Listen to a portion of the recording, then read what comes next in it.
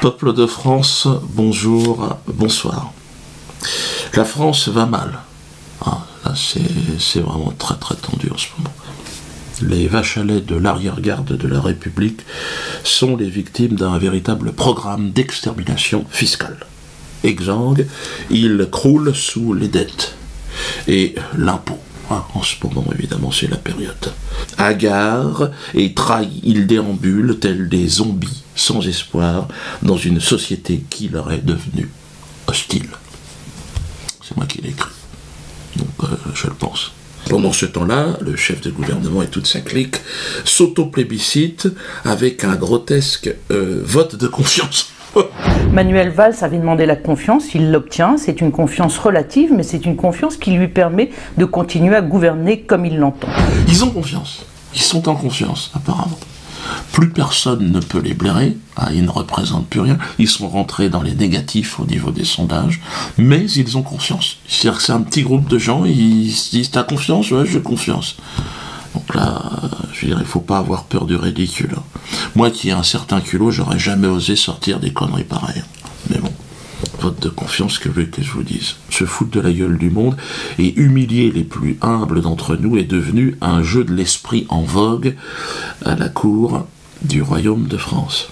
Ainsi, la très galante courtisane Trierwiller, exactement la prononciation du nom, nous apprend que notre souverain, François Dernier, dernier des derniers, tu peux pas, c'est François en dessous des derniers, plus rien. Ben lui, François, il aime, dans l'intimité de sa couche, affubler les plus démunis du joyeux sobriquet de 100 dents. Faut pas déconner. Vous noterez ici l'esprit taquin et potache de notre souverain. Et c'est un professionnel qui vous le dit. Non, c'est les 100 dents, il y a quand même une notion humoristique assez intéressante. Enfin, c'est très humiliant, évidemment, mais bon, il essaye, il fait de son mieux. Mais il n'en est pas à son coup d'essai, François. Vous vous souvenez sa plaisanterie sur les Algériens? Ça n'avait pas marché, mais il avait tenté, regardez, souvenez-vous. Monsieur le ministre de l'Intérieur, qui va nous quitter peut-être pour aller en Algérie, il en revient, sain et sauf, c'est déjà beaucoup. Il n'y a que devant ses maîtres que François se montre un peu plus sérieux. Docile, veule, c'est à vomir. Souvenez-vous, devant Netanyahou, regardez-le. Je vais tenter, dans un hébreu moins fluide, mais tout aussi sincère, de vous répondre. Tamid et Shaer, Raver, Shel Israël. Je suis votre ami et je le serai toujours. J'aurais été obligé de chanter. Je l'aurais fait. Pour l'amitié entre Benjamin et moi-même, pour Israël et pour la France, même en chantant aussi mal que je chante, car je chante mal,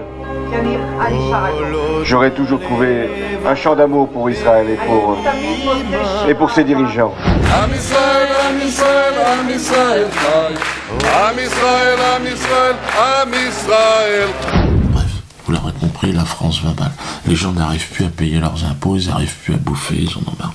Ils en ont plein le cul. Regardez ce qui se passe. Il y a le loyer, la taxe d'habitation, il y a la fiche de paie qui est descendue malheureusement puisque je suis en arrêt de maladie. Avec son arrêt maladie, cet agent de sécurité ne touche plus que 789 € de revenus. Un fonctionnaire lui a donné ce formulaire de délai de paiement pour ses 989 € d'impôts. Au-delà des délais, certains demandent des remises, comme cette retraitée pour environ 500 € d'impôts en plus à payer. Sa demande d'allègement a été refusée. Je rentre pas dans les catégories au fond des restos. Je ne sais pas s'ils en font beaucoup par contre, parce que les gens s'en vendent pas trop. L'an dernier, plus de 200 000 personnes ont réclamé un allègement ou la suppression pure et simple de leur impôt. L'administration ne divulgue pas le nombre de demandes accordées. Alors les gens, est-ce qu'on peut payer en 3 fois? On regarde 10 fois. Et puis le plus étonnant, c'est qu'en plus ils font des cadeaux fiscaux à ceux qui n'en ont pas besoin. Ouais. Pas ceux qui gagnent 1500 mais par jour. Non mais c'est atroce. Et d'ailleurs je dois dire que moi je gagne pas 1500 par jour, mais bon, beaucoup plus que la moyenne. Ben moi ils me font des cadeaux fiscaux. Comme je l'ai dit dans la dernière vidéo, 200 000 ils m'ont donné, avec votre fric. Non mais j'ai honte, mais Avec votre argent. Mais tout est dans le bouquin. Hein. Tout est dans le bouquin. Hein. Il y a tous les documents, tout ce qui vont... c'est page 112. N'hésitez pas d'ailleurs à acheter le bouquin, à découper la page et vous allez aux impôts. Puis vous leur dites, j'ai pas le droit à 200 000 euros. Hein. S'ils le donnent à un dangereux criminel comme moi, antisémite, néo-nazi, fraudeur, mangeur d'hommes, j'imagine que la vache à lait moyenne, elle peut quand même pouvoir solliciter quelque chose. Hein. Essayez, hein. Faut tenter. Hein. Vous pouvez même poser la question au ministre de l'économie, hein, le nouveau là. Appelez son ministère, vous l'appelez, écoute, je ne sais plus comment il s'appelle, Macaron Pistache là, et puis tu lui dis, Macaron Pistache, j'ai des problèmes, pourquoi t'as donné 200 000 euros au négro, chez les socialos, pour obtenir quelque chose, il vaut mieux apparaître comme un voyou, un peu une racaille. Ils préfèrent, vous savez qu'ils payent quasiment pas. Je sais qu'ils ne payent pas des impôts, là. Thévenoud, vous avez vu? Regardez Thévenoud. Thomas Thévenoud quitte le gouvernement pour des raisons personnelles. Puis très vite, le vocabulaire s'affine. L'ex-secrétaire d'État ne déclarait pas ses revenus et ne payait plus ses impôts depuis plusieurs années. Ironie de l'histoire, en juin dernier, ce proche d'Arnaud Montebourg, ancien membre de la commission d'enquête parlementaire sur l'affaire Cahuzac, vient défendre l'exemplarité en tant que porte-parole du groupe socialiste républicain et citoyen à l'Assemblée nationale. La République exemplaire, c'est le renforcement des sanctions pénales pour ceux qui fraudent, pour ceux qui n'en remplissent pas leur devoir fiscal. Membre de la mission d'enquête parlementaire dans l'affaire Cahuzac, il n'avait pas eu de mots assez durs pour l'ancien ministre délégué au budget. Quant aux fraudeurs, il les exhortait en octobre dernier à faire repentance. Thévenoud, qu'est-ce qui s'est passé? Ouais, pareil, il a dit qu'il fait une maladie, une phobie de l'administratif. Cahuzac, lui, il mettait son argent en Suisse. Et c'est des centaines de milliers de... Ouais, donc, puis les autres, maintenant, ils s'inventent des diplômes. Ah non, chez les socialistes, au niveau du mensonge, ils sont balèzes. Ouais, il y a, comment il s'appelle, Cambadélis. Bon, il a un BAP mécanique, apparemment, il se démerde bien. Et puis, mais bon, pour faire de la politique, il a échangé ça en doctorat. Doctorat, économie, sciences, politique, tout, enfin, quelqu'un de compétent. Vous dites, vous, qu'il a usurpé son doctorat, qu'en gros, il a triché avec ses amis de l'Organisation communiste internationale et avec la fac. Il a triché, c'est-à-dire que pour rentrer en doctorat, il faut avoir au préalable un DEA ou un DESS. Or, il n'a aucun des deux. Et je documente de manière très précise la façon dont il s'y prend, en clair, en discutant avec son directeur de thèse, qui est un sociologue qui est mort depuis, qui s'appelait Pierre Fougirolas. Et voilà, et il ne produit pas dans son dossier d'inscription les diplômes. Christiane Taubira aussi. Bon, elle avait son CAP coiffure, elle était bien. C'est vrai qu'elle l'a reçu avec mention. Et puis elle faisait aussi les permanentes. Mais bon, là, elle s'est inventée 2 doctorats, sociologie, astronomie, biomoléculaire de mes couilles. Elle a même un permis de jeep lunaire, je crois, pour aller sur la Lune. Ils s'en foutent. Ils se donnent tous les permis du monde. C'est normal, elle est ministre, donc l'autre, elle va voir sa pote qui est ministre de l'Éducation. Tiens, tu peux me signer les machins. Et je vais être chirurgien dentiste en sortant de là. De toute façon, arracher un chicot, franchement, pas besoin. Faut pas déconner. Le plus drôle, évidemment, ce sont les leçons de morale de toute cette équipe. Moi, Delanoë, putain, lui, il est méchant. Il nous explique que moi, je suis un délinquant fiscal. Écoutez-le. L'extrême droite elle-même est bousculée et dépassée par pire qu'elle. La haine, qu'est-ce qu'elle représente, M. Mbala Mbala? Vous parlez de Dieudonné? Je parle de M. Mbala Mbala. Oui, bien sûr, je crois que c'est son nom, mais son nom d'artiste, c'est Dieudonné. Monsieur Dieudonné, qui est un représentant du système, qui est un homme qui a mis en place un système commercial extrêmement rentable, est en même temps un délinquant fiscal. Il a été 6 fois, attendez, il a été 6 fois redressé fiscalement. C'est donc un délinquant fiscal. Deuxièmement, ce monsieur organise son insolvabilité. Non mais la diffamation. Rendez-vous devant les tribunaux, Bertrand. Je peux pas laisser passer des trucs comme ça. Attends, c'est quoi? Puis alors, c'est un culot incroyable. L'autre, il a entouré dans son parti, c'est que des malfrats, des délinquants de tous les genres. Hein, et l'autre, il me traite à moi, honnête contribuable. Hein, il me salit et tout est dedans. Page 108, vous avez mon bordereau de situation fiscale. Donc là, vous voyez tout ce qui se passe. Vous voyez bien qu'il ment. Il dit n'importe quoi, l'autre. Moi, j'ai payé plus d'impôts que lui. Et puis lui, il joue avec l'argent public. Oh, putain, merde, non, faut regarder son calme, les gars. L'autre, entre deux séances de massage à Marrakech, il se permet d'arriver, oui, ça c'est bien, ça c'est pas bien. Bertrand, bon, allez, ferme-la. Hein. Dire, attends, il va où l'autre? De toute façon, les médias, ils sont en train de disparaître. Hein. Eux aussi, ils ont titré, pendant que j'avais mon affaire au début de l'année, là, Dieudonné doit de 15 ans d'impôts, il n'a jamais payé d'impôts. Mais c'est dingue, hein. Et là, vous allez vous rendre compte à quel point la presse vous ment. Hein. Vous allez voir tout ça dedans. C'est cette même presse qui vit aujourd'hui, évidemment, sous perfusion avec l'argent public, votre argent. Parce qu'autrement, plus personne ne s'intéressait. Pour ça, on a demandé une commission d'enquête parlementaire, ce qui est normal. Hein. Ben, il faut qu'un député pose la question à l'Assemblée. Mais bon, il y en a déjà, au début, on en avait un. Là, je sais pas combien. Ouais, ben, ils sont intéressés, hein, ceux on s'est rapproché de plusieurs. Les frondeurs aussi devraient aimer ça. Hein.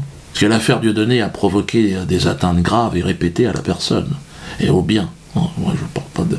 Cette affaire a révélé surtout des dysfonctionnements majeurs dans l'action gouvernementale, notamment entre les services des ministères de l'Intérieur, du Budget et de la Justice. Elle a également provoqué au sein de la communauté nationale des craintes profondes quant à l'impartialité et l'indépendance du Conseil d'État.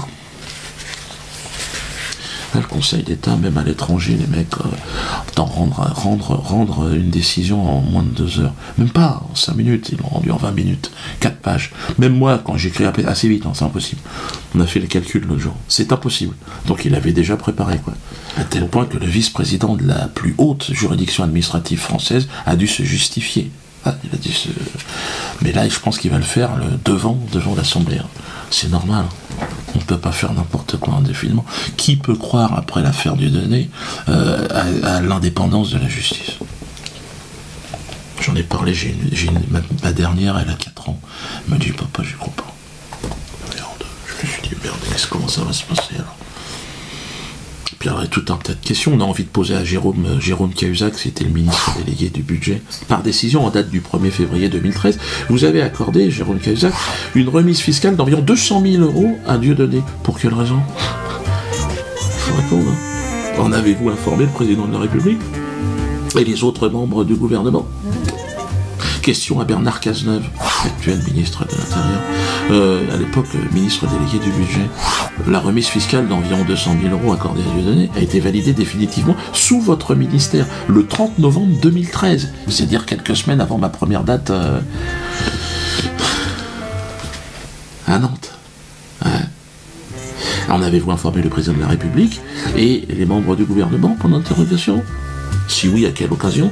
A. Lors d'une réunion privée à l'Élysée. B. En Conseil des ministres. C. Dans les couloirs d'un ministère. Ah, il y a le choix. Ils ont le choix de répondre. Et Christiane Taubira, comment expliquez-vous, Christiane, qu'une remise fiscale d'environ 200 000 € a été accordée à Dieudonné le 1er février 2013, alors même qu'à cette date, les peines amendes auxquelles Dieudonné avait été condamné depuis plusieurs années n'avaient toujours pas été recouvrées par vos services? Oui, c'est bon, donnez-lui 200 000, mais il doit de l'argent, il paraît. Ah, il y a un problème. Est-ce que ça fonctionne bien? Et d'autre part, qu'une enquête préliminaire a été ouverte par vos services à l'encontre de Dieudonné pour blanchiment, fraude fiscale et organisation d'insolvabilité. Et pourtant, il me donne 200 000, au même moment. Hey, ça va les gars? Il va falloir répondre à tout ça. Ouais, c'est vrai qu'on a envie de savoir. Non, il y a des questions, évidemment, on va poser des questions également à Valls. On va lui demander à Valls, à l'époque vous étiez ministre de l'Intérieur, combien de spectacles de Dieudonné avez-vous déjà vu déjà? Avez-vous consulté des membres du Conseil d'État pour rédiger votre circulaire du 6 janvier 2014? On aimerait bien savoir. Comme ça. Ouais, certainement une coalition. Conseil d'État, on va leur demander... Alors, Conseil d'État, vous voir s'il y a des pages. À chaque page, tu as envie de dire merde, qu'est-ce qui se passe? Jean-Marc Sauvé, président du Conseil d'État, êtes-vous entré en relation de manière directe ou indirecte avec Manuel Valls ou des membres de son cabinet entre le 27 décembre 2013 et le 11 janvier 2014? Si oui, que vous êtes-vous dit? C'est assez précis ces questions-là. Parce que c'est pas. Vous n'avez pas le droit normalement. On va poser la question aussi à Stirn. Êtes-vous rentré en relation de manière directe ou indirecte avec Manuel Valls ou des membres du cabinet? Avez-vous vu le spectacle Le Mur? Non, je crains que ce soit la fin de ce gouvernement. Parce que cette affaire, si vous voulez, elle a en fait... elle démontre un peu comme un baromètre à quelle température on se trouve, quoi. Kémy, je vous l'ai dit, Kémy Séba, détenu à Fleury-Mérogis, après une conférence à la main d'or. Il était venu parler de son livre qu'il est en train de sortir, là. Un père de famille, un panafricaniste convaincu, hein, un ami. Il a été arrêté, comme un cow-boy. Hein. Parce qu'il a dit il y a 5-6 ans qu'il trouvait que la France-Afrique, il fallait que ça s'arrête. Et là, donc, on est en prison. 2 mois de prison, il risque. Enfin là, on est en train de voir. Donc acheter son livre, hein, déjà, ça serait pas mal. Ça lui rendrait service, c'est ça le soutien. Hein. Kémy n'est pas assez blancos pour Valls. Parce que c'est que Valls, il aime pas trop les... Non, pour lui, il manque des blancos. Non plus, je suis pas assez blancos. Mais même vous, les blancos, vous n'êtes pas assez blancos non plus. Si t'es pas israélien... malheureusement, l'État ne te considère plus aujourd'hui. Mais c'est pas le seul au Parti Socialiste à pas aimer les nègres. Il y a Gage aussi. Lui, il a dit il faut me pourrir ma vie. Parlez de moi, écoutez-le. Si on peut pourrir la vie de Dieudonné, qui est indigne de se produire sur des infractions qu'il a commis par ailleurs, eh ben écoutez, faisons-le. C'est pas de l'acharnement, c'est la force de la loi. Duralex, sed lex. Il doit savoir que la République, c'est pas uniquement la protection de la dignité humaine, le combat contre l'antisémitisme, c'est aussi le respect des lois. S'il les enfreint, s'il optimise fiscalement, s'il fait de l'évasion fiscale, il fait tout ça, eh ben écoutez, c'est pas une bonne expression. La justice ne doit pas pourrir la vie de quelqu'un. Mais non, mais attendez, moi c'est un suprématiste juif qui entend faire plier la République et mater du négro. C'est son projet. Bon, pourquoi pas. Hein. Moi, je pense qu'on pourrait aussi lui penser à lui pourrir sa vie à lui, hein, puisqu'il veut pourrir la mienne. Donc si vous avez des informations sur la vie de Gage, je suis présent. Je suis en demande. Hein. Ça m'intéresse, je suis intéressé. Hein. Je sais qu'il est dans l'Essonne, il est au Conseil Général, ceux qui travaillent, hein, dites-moi combien il gagne. Si on peut lui pourrir la vie à Gage, on va le faire. Puis comme on est beaucoup plus nombreux, on devrait y arriver. Hein, Gage? Ah bah tu veux jouer à ça, qu'est-ce que je te dise? Moi j'aurais été pour la paix, hein, mais bon... Quand tu es face à du belliqueux, à un moment donné, tu peux pas faire autrement. Hein. Comme Pascal Elbé, hein, qui veut me défoncer ma gueule de nègre, souvenez-vous. En face, il y avait quelqu'un qui avait franchi la ligne rouge tellement fort, on ne doit pas se poser la question de se demander s'il faut ou pas agir, si on lui donne ou pas une rente médiatique. Il faut lui défoncer sa gueule. Et lui, son truc, c'est Israël. Il présente son pays, c'est Israël. Mais Israël, ils aiment pas du tout les négros, regardez. C'est présenté par Pascal Elbé, on a fait un petit montage pour rigoler, mais c'est chaud. Israël, c'est bien plus que ce que les médias nous en disent. Je viens ici depuis une vingtaine d'années et je continue à me faire surprendre par la richesse et la variété de ce pays en perpétuel mouvement. Ses habitants, sa manière de vivre, son histoire, tout est là pour vous séduire.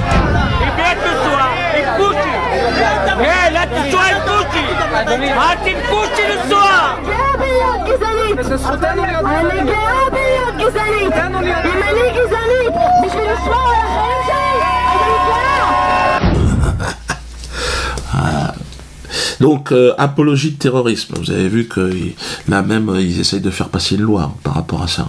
Et moi, ils m'ont accusé en même temps d'apologie de terrorisme. C'est n'importe quoi. Enfin, il y a une enquête qui est ouverte. Enfin, ils vont enquêter nulle part dans les toilettes parce qu'il n'y a rien, il n'y a pas. Moi, vous savez, j'ai parlé de James Foley. Et donc, ils ont ouvert une enquête parce qu'ils disent que je fais l'apologie. Je n'ai jamais fait l'apologie de sa décapitation. J'ai simplement dit qu'une décapitation, il fallait la voir sous l'angle du progrès. Faut pas se faire refermer. Regardez la tête du Kanak, du grand chef Kanak athée. Elle a été rendue là. Regardez cette tête. Le chef Ataï est une figure légendaire. En 1878, il a mené la première révolte contre les colons français. Il fut décapité et l'on expédia sa tête à Paris. Elle fut étudiée par un célèbre anatomiste, Paul Broca, puis moulée et décharnée. Et puis la tête, elle est revenue en France. Et après, elle a été étudiée pour savoir comment ça marche. Parce que la France avait besoin de savoir. Donc, c'est pas de la barbarie. Peut-être là-bas aussi, ils s'intéressent à la tête de Foley pour des besoins scientifiques. Hein. Mais pourquoi pas? Pour voir exactement qu'est-ce que ça... Le tout, face à ce genre... Moi, je suis contre la décapitation, je l'ai toujours dit. Donc, on peut pas dire que j'en fasse l'apologie. Mais je suis dans la compréhension et dans le dialogue. C'est pas en disant à des gens que vous êtes des barbares qu'on va pouvoir réussir à créer un lien et à discuter. On ne peut pas organiser une compétition victimaire autour de tout ça. Hein. Donc Follet, c'est un Américain, ils ont besoin de savoir là-bas comment ça fonctionne, un crâne d'Américain. Tiens, si tu touches là, ah tiens, il ferme les yeux, tu tires le nerf, hop, ça ouvre la bouche. Peut-être qu'ils font des tests comme ça. Hein. Bon, bah les gars, ils font ça à l'ancienne. Hein. Ils ont peut-être pas des salles d'opération, ils ont peut-être pas tout ça, hein, dans le désert. Moi, je suis toujours été contre le terrorisme, en plus de ça, donc c'est pour ça que je suis à l'aise. Mais il faut que la famille Follet comprenne bien qu'on a fait ça avec le chef Kanak, athée. Et puis si on dit que c'est du barbarie, ça veut dire que la France est barbare? Non, la France doit rester au-dessus de tout ça. Hein. Non, la France, c'est notre France, hein, c'est la nôtre. Hein.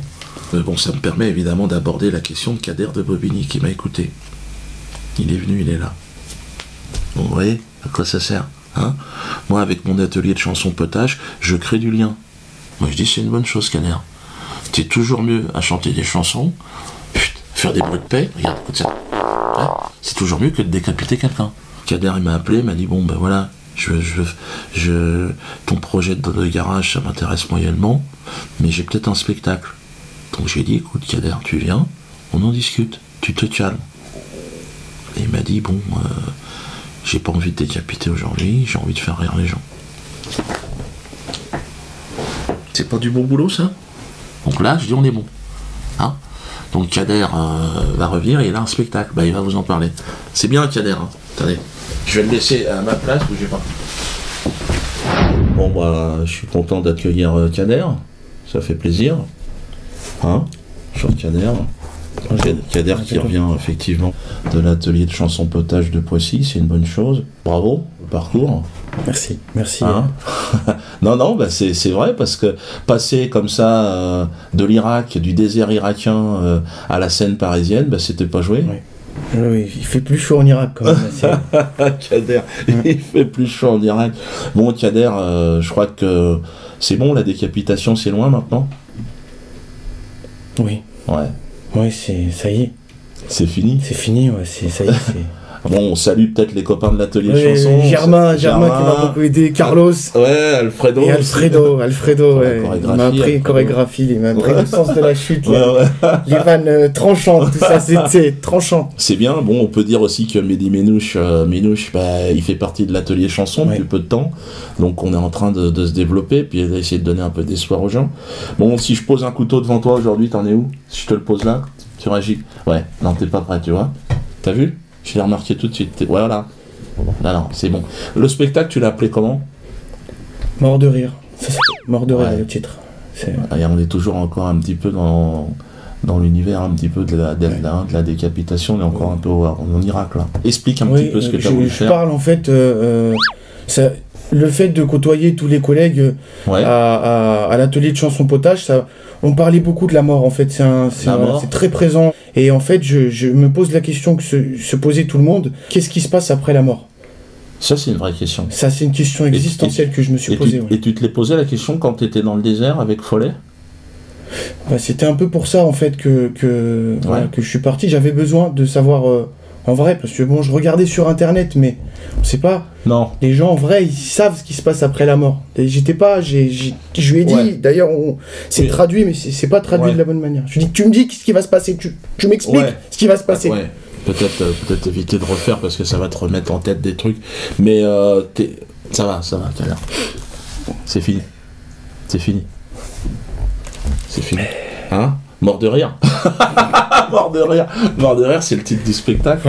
Voilà. Qu'est-ce qui se passe après la mort. Voilà. Et que des personnages, en fait. C'est des personnages que j'ai créés, d'imagination, dont un personnage qui existait, donc que j'ai rencontré dans le désert, voilà, à qui je voulais lui donner vie, après lui avoir pris. Enfin, du coup, je me suis inspiré de tout ce qui se passe autour de la mort, les religions, parce que la mort est très présente dans les religions, et je me suis inspiré de ça pour faire un spectacle drôle. Ouais, on va voir quelques petits extraits là, tiens. Vous êtes tous morts ces dernières 24 heures. Ah mais qu'est-ce qui s'est passé vous tous là? Une manif pro-mariage pour tous en Syrie. Allez, on se détend. Vous avez sûrement dû entendre parler du printemps arabe. Oui, le festival que j'ai organisé là. Le siège de sa boîte est situé à Phuket, en Thaïlande.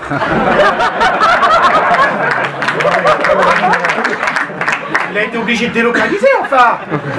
Puis là-bas, c'est vrai que la main-d'œuvre est tellement moins chère. Et les enfants tellement plus motivés. Moi, je suis super content. Et puis, surtout qu'à Bobigny, tu sais qu'il y a des jeunes qui commençaient aussi à prendre exemple, à faire un peu n'importe quoi. Et qui, aujourd'hui, ben, ils vont venir te voir. Donc, je les incite à venir voir. Le Kader de l'Irak, c'est fini. Le Kader qui décapite, ben, le Kader, aujourd'hui, il est là et il nous fait rire. Abdullah. Et du light. Ah, c'est du light.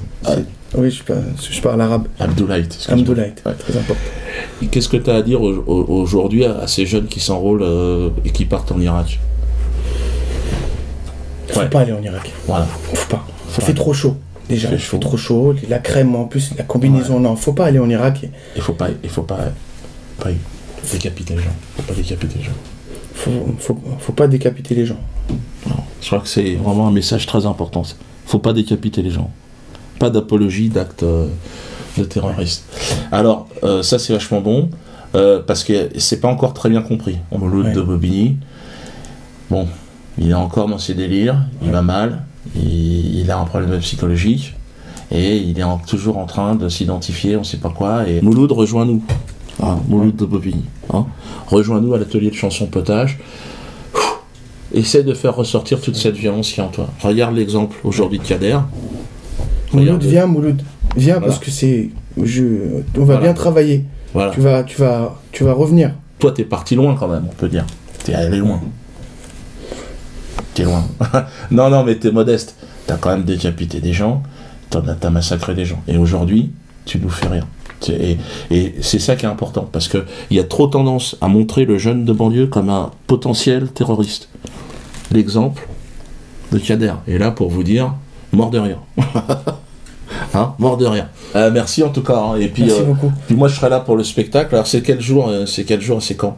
Alors c'est tous les mardis soirs dans un théâtre parisien, dans le 20e. Bravo, continue. Tu es un exemple pour la jeunesse. Merci beaucoup Dieudonné, merci de m'avoir donné la chance. D'ailleurs je t'invite à mon mariage. Ouais. Si tu veux, j'ai trouvé une femme aussi. Tu vois, comme quoi. Elle est du Nord. Il y a Fatima. Fatima, voilà. Il y a 15 jours, il décapite. Aujourd'hui, c'est un autre homme. Voilà. Je suis content. C'est bien, Kader. Merci. C'est bien. Merci. Voilà, c'est bon, Kader. C'est bien. Ferme-la. Alors, bon, allez voir son spectacle, là, Kader. Et je pense que Mehdi Binouche, c'est un petit peu pareil. Laissez-le moi. Vous êtes en train de fabriquer des djihadistes un peu partout dans les prisons. Pourquoi? Parce que vous faites n'importe quoi. Donc laissez faire les professionnels. Roger? Voilà, tout à fait. Roger, ça va? L'atelier de chanson potage, ça va? Ouais, toujours pas l'ordinateur. Ouais. Qu'est-ce que tu fais, Roger? Non, laissez... Qu'est-ce que tu fais? Non, regardez pas. Quoi? C'est pas vrai. Oui, c'est la colombe de la paix. Eh ben... Oui, mais qu'est-ce que tu fais dans son cul, Roger? La colombe de la paix est morte. Et Roger, il est en train de pondre des œufs dans le cul de la colombe, putain. Oui, tu vas monter ton parti politique, je sais, Roger. Le PQ. Parti de la quenelle ou du parti de toilette, toi? Oui, bah c'est une bonne... Ah non, moi je ne ferai plus jamais de politique. C'est pas la peine de me tenter, Roger, je ne ferai pas de politique. PQ, ouais, je sais pas. C'est quoi le... Ouais, torchons ensemble la République. C'est vrai qu'elle mériterait de torcher ça, les salauds.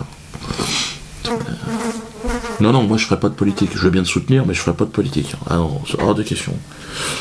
Non, moi c'est l'ananas assurance. D'ailleurs, on en est à 80 000. Continuez. Là, je pense fin octobre, on sera aux 100 000. Donc là, on monte notre assurance, on s'assure nous-mêmes. C'est le début de la révolution pour moi. Alors. Non, mais je n'ai rien contre ton truc, je te soutiens. Je pense que c'est une bonne idée, une mouche à merde en plus. Moi, je pense que si Roger se présente, tu devrais. Je pense qu'il y a pas mal de gens qui devraient te suivre. Tu devrais faire mieux que Hollande. Puis c'est vrai que l'idée que Hollande ait à répondre. Et alors, vous faites moins qu'une mouche à merde, qu'est-ce que vous en pensez? Bon, je crois qu'il pourra pas remonter le handicap. Non, je pense que les gens préféreront une mouche à merde. Je pense. En tout cas, moi, on va lancer un sondage. Sonde ananas. Ouais, pour les prochaines vidéos. Vous préférez François Hollande ou une mouche à merde? On va voir. Non, mais ou Roger la mouche, si tu veux. Susceptible parce que je m'emmerde. Alors qu'il est toujours sur la merde. Non, mais je sais, t'as un programme, Roger, mais t'es quand même dans le cul de la colombe de la paix. Si tu pouvais sortir de là, ça serait un petit peu plus présentable, quoi. Mon neveu, Joe Damas, donc fait son spectacle aussi. Hein. Voilà, il va m'accompagner aussi en tournée. Et mon neveu, ouais. Vous vous souvenez? Voilà. Donc allez voir son spectacle. Hein. Il a un super spectacle, vous allez voir sur l'écologie, il s'intéresse au... Ouais, bon, il a son jardin et tout, il a toujours été attiré. Bon, heureusement, ça lui, parce qu'autrement, il est trop intéressé par les jeunes femmes. Bon, on a du mal, on n'arrive pas à le caser. Ah, il se frotte toujours. La femme rose, il me dit, non, tonton, frotte la rosette. Frotte la rosette. Zouklove. Frotte la rosette. Dis-moi, dis frotte.